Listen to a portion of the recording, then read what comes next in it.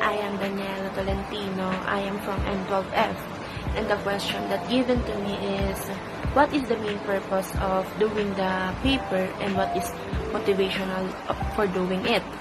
The purpose of conducting the inequality present in our community is because it is the most ambitious study during this crisis or the COVID-19 pandemic, studying how different inequalities are related, which ones matter most, what forces created them, and what is the right policy mix to address concern about inequalities in our community. The inequality is much exposed during this pandemic, and that is our motivation for choosing as our study. Amid the COVID-19 pandemic, there are marked differences in how the pandemic has been managed, but there are still some governmental citizens didn't get the chance of being equal to the income from the government. What are your salient points and how did you gather these details? The salient points of this study is to determine the cause like racism, which brings inequalities in society, and what might be effect. And the most importantly is to address inequality by preventing discrimination, reduce middle class, and any solution to address this kind of problem.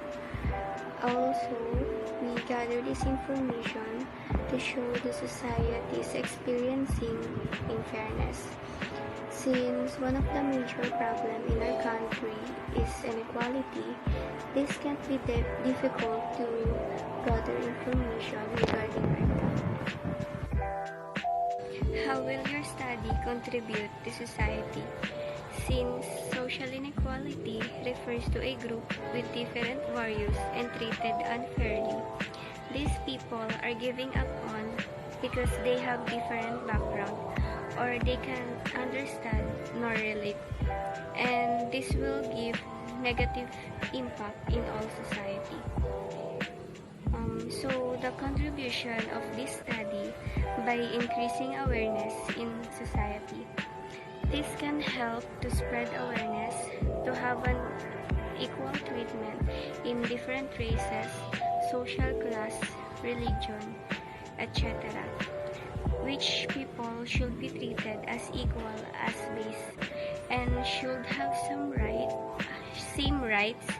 Like for example, in inequality right now, people will taking action for COVID-19, and for those people not taking action. As to what rights everyone has is widely debatable.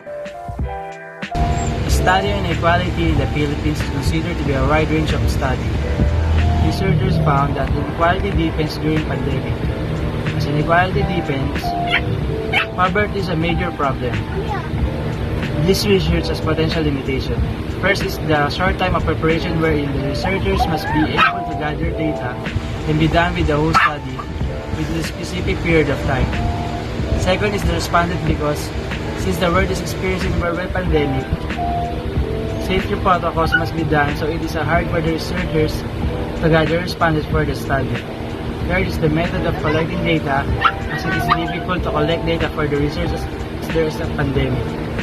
The researchers thought of a way wherein it is easier to gather data through online means. Fourth is difficulty in distributing survey questionnaires to all respondents, as not all people are privileged to have an online survey. Fifth is the respondent readiness in participating, where it cannot be avoided that there are respondents who are not eager to participate in the study. These limitations are all addressed by the researchers by making alternative ways to conquer the said limitations in order to build a detailed and precise study on inequality in the Philippines. So here are my recommendations regarding the issues that are present in our community nowadays. For the first one is the inequality in our social status.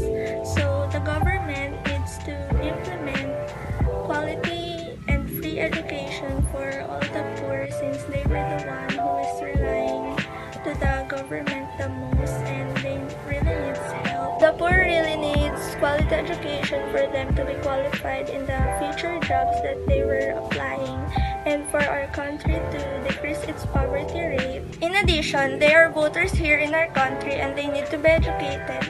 So their action in a certain political issue is they can first research about the government instead of being biased and stereotyping.